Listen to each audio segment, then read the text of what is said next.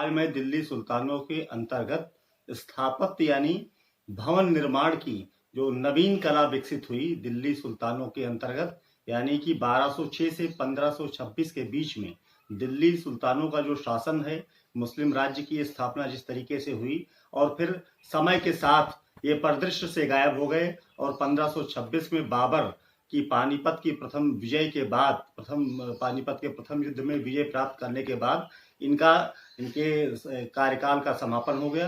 तो जिस तरीके से भवन निर्माण में इनके द्वारा बनवाए गए किले, जिन्हें गढ़ी कहा जाता था, या आप कह सकते हैं कि मकबरे, मस्जिदें, जो कुछ भी निर्माण किया उसमें तत्कालीन जो मुस्लिम राज्य से पूर्व जो राजपूत कालीन या हिंदू कालीन भवन निर्माण कला है, उसके और इनके बीच में एक समन्वय स्थापित हुआ। इसलिए कहते हैं कि हिंदू मुस्लिम उस पूरी शैली को, जो भवन निर्माण की शैली है, स्थापत्य है, उसको हिंदू मुस्लिम शैली कहते हैं। एक समन्वय की स्थिति बनी और धीरे धीरे मुगल काल आते आते पूरी तरीके से जो प्रभाव है, जो है मुस्लिम शासन व्यवस्था का या मुस्लिम तरीके जो है इस्तेमाल किए जाने लगे।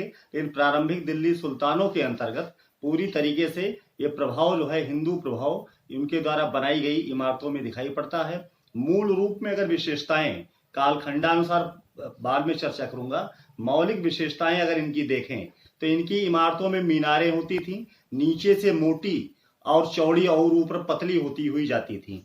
गुंबदों में टाइल्स लगे होते थे और विशाल फाटक जिसपे कुरान की आयतें उद्धृत होती थी, यानी कि जो है वो आयतें उस पे जो उनके धार्मिक, चूंकि धर्म प्रभावित राज्य है और धार्मिक विषय इनके लिए महत्वपूर्ण था, तो इनके इमारतों में और धार्मिक स्थलों पर जो निर्माण किए गए उसमें भी पूरी तरीके से दिखाई पड़ता है। शुरुआती दौर में हम चर्चा भी करेंगे कि किस तरीके से मंदिरों को केवल तोड़ा गया, ऊपर का हिस्सा तोड़ा गया शुरुआती दिनों में, और उसके बाद वहां जो है शिवालय के बजाय डोम बना दिया गया, गुंबद बना दिए गए। इस तरीके से बहुत तेजी से निर्माण प्रारंभिक दिल्ली सुल्तानों के अंतर्गत यानी ऐबक और इल्तुतमिश के समय में हुआ था। फिर धीरे धीरे जब स्थिरता आई तो उन्होंने हिंदू जो पद्धति है उसको अपनाते हुए और अपना जो मुस्लिम कल्चर है या जो उनकी जो है स्थापत्य कला है उसका सम्मिश्रण दिखाई पड़ता है। तो विशाल फाटक हुआ करते थे और कुरान की आयतें इनकी दीवारों पर उद्धृत होती थी। कुर्सी की ऊंचाई अधिक होती थी। तहखाने होते थे। जो सल्तनत के स्थापत्य का पूरे कार्यकाल में अगर सुल्तानों के अंतर्गत देखें, बुनियादी दीवारें चौड़ी और सुदृढ़ होती थी। प्रत्येक भाग में समरूपता होती थी, एक यूनिफॉर्मिटी दिखाई पड़ती थी। छज्जों का प्रयोग, ये प्रथम बार है कि भारतीय स्थापत्य में छज्जों का प्रयोग इनके द्वारा किया गया। छतें डाटदार होती थी, दृढ़ता से इस पर पटाई की जाती थी। दरवाजे मेहराबदार यानी अलंकरण कम होता था और दरवाजे मेहराबदार होते थे। मस्जिदों के प्रांगण में हौज हुआ करते थे। तो इस तरीके से मूल रूप में मोटे तौर पर देखें तो इस तरीके से भवन निर्माण की विशेषताएं हैं। जो महत्वपूर्ण इमारतें इनके द्वारा बनाई गई, बाद में हम चर्चा करेंगे कि खलजी, तुगलक और लोधी और सैयदों के समय में कौन कौन से परिवर्तन हुए। मौलिक रूप से जो इनकी इमारतें जो प्रसिद्ध हैं और आज भी कहीं न कहीं दिखाई पड़ती हैं, और यथावत कुछ इमारतें तो ऐसी हैं कि उनके ध्वंसावशेष तो हैं और कुछ तो जैसी थी वैसी ही आज भी पुरातत्व विभाग ने मेंटेन कर रखा है। और आमतौर पर जो उत्तर भारत है, उसकी दक्षिण में प्रवेश इनका नहीं हुआ था, तो उत्तर भारत में दिल्ली के इर्द गिर्द यानी राजस्थान, कुछ हिस्सा आधुनिक उत्तर प्रदेश और मध्य प्रदेश को अगर आप जोड़ें तो गुजरात तक, तो ये जो आसपास का राजपूताना क्षेत्र है दिल्ली के आसपास का, यहाँ जिस तरीके से मंदिरों को तोड़कर मस्जिदें बनाई गई और फिर कुछ नई इमारतों का निर्माण किया गया। जैसे आप कह सकते हैं कि ऐबक के समय में कुव्वतुल इस्लाम मस्जिद का निर्माण किया गया था, कुतुबुद्दीन ऐबक ने किया था। दिल्ली से 12 मील की दूरी पर महरौली गांव में है। तो कुव्वतुल इस्लाम मस्जिद का निर्माण ऐबक के द्वारा किया गया। ऐसे ही 2.5 दिन का झोपड़ा ऐबक ने बनवाया था। कहते हैं विग्रहराज वीसलदेव का सरस्वती मंदिर था, इसको तोड़कर अजमेर में 2.5 दिन में उसका निर्माण कर दिया गया था, इसलिए कहते हैं 2.5 दिन का झोपड़ा। ऐसे ही 1206 में ऐबक ने ख्वाजा कुतुबुद्दीन काकी के नाम पर कुतुब मीनार, ये भी 12 मील दिल्ली से दूरी पर है, महरौली में है, और इल्तुतमिश ने इसे पूरा कराया। इसकी परिधि 48 फीट है और 375 सीढ़ियां हैं। अब बहुत बड़ा पर्यटन स्थल है, कुतुब मीनार लोग देखने भी आते हैं। तो कुतुब मीनार जो है दिल्ली से 12 मील की दूरी पर, निर्माण 1206 में ऐबक ने शुरू कराया था और पूरा कराया इल्तुतमिश ने, उसके कार्यकाल में पूरा किया। उसकी तो बड़ी लंबी योजना थी, लेकिन फिलहाल इल्तुतमिश ने इसको पूरा कंप्लीट कराया था।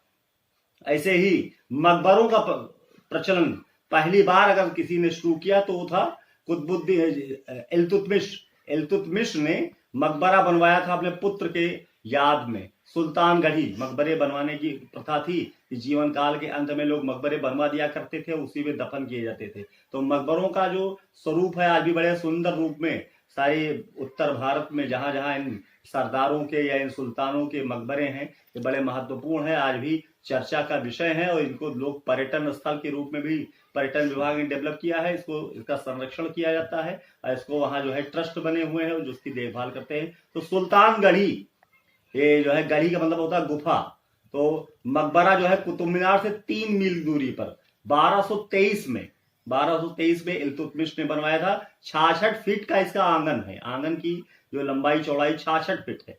इसी तरीके से इल्तुतमिश का खुद का मकबरा उसके जीवन काल के कुछ समय पहले बनाया गया 1235 में। ये दिल्ली में है और 42 फीट वर्गाकार इमारत है। इसी तरीके से दरगाह मोइनुद्दीन चिश्ती की खानकाह जो है, इसका भी निर्माण हुआ था। अलाई दरवाजा अलाउद्दीन खलजी ने बनवाया था। अलाउद्दीन खलजी जमात मस्जिद, अलाउद्दीन खलजी ने नियामुद्दीन औलिया के कब्र के समीप जमात मस्जिद का निर्माण किया था। तुगलकाबाद, जो एक कह सकते हैं कि दिल्ली के 7 नगरों में से, दिल्ली की 7 नगरों में बसाई गई थी, तो उसमें गयासुद्दीन तुगलक ने ऊंची पहाड़ी पर तुगलकाबाद बसाया था, जिसके ध्वंसावशेष आज भी मौजूद हैं और उनके चिन्ह दिखाई पड़ते हैं। 52 दरवाजे थे इसके तुगलकाबाद के। इसी तरीके से गयासुद्दीन तुगलक का मकबरा, ये भी बड़ा प्रसिद्ध है। आदिलाबाद और जहांपनाह नगर, ये भी बड़ी चर्चा का विषय रहता है, दिल्ली राय पिथौरा व सीरी के मध्य है। सतपुल 2 मंजिला पुल है। विजय मंडल 12 खंभा, ये सब मोहम्मद बिन तुगलक के बनवाए हुए हैं। फिरोज शाह कोटला, ये 5वां दिल्ली है। शाह फिरोज शाह बहुत बड़ा किला बनवाया था, दिल्ली को घेर कर कवर करके ये कार्य किया था फिरोज शाह ने। इसी तरीके से और भवन, फिरोज शाह का मकबरा, खाने जहां तेलंगानी का मकबरा, कबीरुद्दीन औलिया का मकबरा, मुबारक शाह मोहम्मद शाह का मकबरा, सिकंदर लोदी का मकबरा, बारा खां।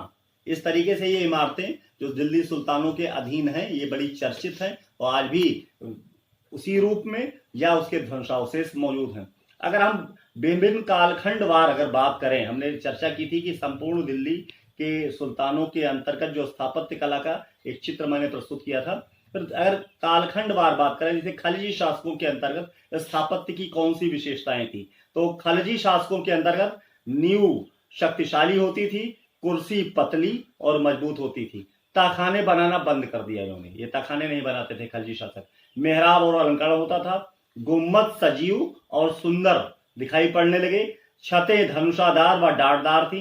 ताख बनाने की परंपरा इनके यहाँ दीवारों में ये डेवलप थी। छतें धनुषाकार और डाटदार थी। वायु व प्रकाश की व्यवस्था थी और कल्पना सुव्यवस्थित थी। जो कल्पना के आधार पर जो चीजें बनाई जाती तो उसको साकार करने का कार्य लोग अपने संसाधनों द्वारा करते थे। तो ममलुक शासकों से ज्यादा डेवलप्ड स्थिति में ये लोग दिखाई पड़ते हैं और ज्यादा अच्छे तरीके से इन्होंने भवन निर्माण किया। ऐसे तुगलक शासकों की अगर बात करें, तुगलकों का जो सरल भाव और विचार है वो उसका स्थापत्य कला के उसमें दिखाई पड़ता है। क्योंकि मनुष्य जब मकान बनवाता है तो उसका जो हृदय के अंदर जो भाव होते हैं उस आवास में दिखाई पड़ता है। तो उसी तरीके से इन शासकों का जो स्वभाव था, जैसे अकबर का जो उसने पूरा जो है नगर बसाया, तो अकबर के नगर में क्या है, फतेहपुर सीकरी में, कि उसकी जो पत्थर है, उसका जो भवन निर्माण है, उसके हृदय की जो दृढ़ता है, मजबूती है, उन भवनों में दिखाई पड़ती है।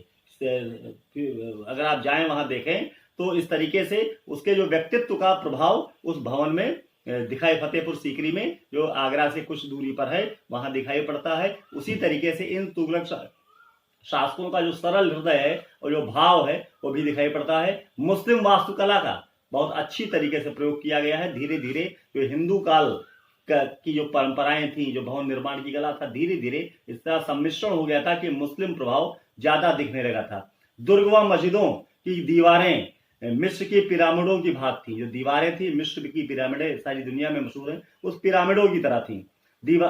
दीवारें विशाल, इमारतें विशाल वह तहखाने युक्त होती थी। मीनारें बनवाना बंद कर दिया। ये तुगलक शासकों ने मीनारें नहीं बनवाई। दीवारें मोटी और भद्दी होती थी। आदिलाबाद का किला मोहम्मद बिन तुगलक ने बनवाया था, जो बड़ा प्रसिद्ध है। इसी तरीके से अगर हम सैयद शासकों की बात करें तो कई वो पतन का समय है, क्योंकि तैमूर के आक्रमण के बाद एक बात और होती है, जब देश की अर्थव्यवस्था ध्वस्त होती है तो निर्माण का कार्य कम होता है, यह स्वाभाविक है। सैयद शासकों का जो 37 वर्षों का समय है, 1414 से 1451 तक का, और उससे पहले जो तैमूर का आक्रमण है उसने पूरी अर्थव्यवस्था को डैमेज कर दिया था परवर्ती शासक तुगलक शासक के समय में। तो वो बात दिखाई पड़ती है। सैयद शासकों ने अनसर्टेनिटी के साथ शासन किया, वो अर्थव्यवस्था पूरी तरीके से, चूंकि तैमूर बहुत को लूटपाट के ले गया था तो सुधर नहीं पाई थी। उनके भवनों में वो बात दिखाई पड़ती है। दीवारों पर ताक है, पतन का काल है, विशालता की छाप ऐसे दिखती है, और सजावटपूर्ण दरवाजे दिखाई पड़ते हैं, जो कि कहीं न कहीं हिंदू प्रभाव था, क्योंकि इस्लाम का जो भवन निर्माण का स्थापत्य कला का जो स्वरूप है वो स्पष्ट रूप से वो सादगीपूर्ण है। जबकि राजपूत काल या उससे पहले का हिंदू काल देखें तो वहां सजावट, अलंकरण, इन सब चीजों पर ज्यादा ध्यान दिया जाता था। ऐसे तुगलकों लोदियों का समय जो है, नींवें खोदी गई, लोदियों के समय नींव खोदी गई, दरवाजे डाटदार हुए, मेहराब सुंदर बनाए गए, तहखाने व छज्जों की उपेक्षा की गई। एक समय था छज्जे और तहखाने बनाए जाते थे, इन्होंने उपेक्षा की और ताकों को स्थान दिया। कमरे बड़े होने लगे, विशाल और सुंदर फाटक बनाए गए। तो इस तरीके से कालखंडवार ये डेवलपमेंट दिखाई पड़ता है, और इतने बड़े बड़े भवन, इतने विशालकाय स्थापत्य का निर्माण करने के बावजूद ये अपने को स्थायित्व नहीं दे पाए और इतिहास में गुम हो गए। धन्यवाद।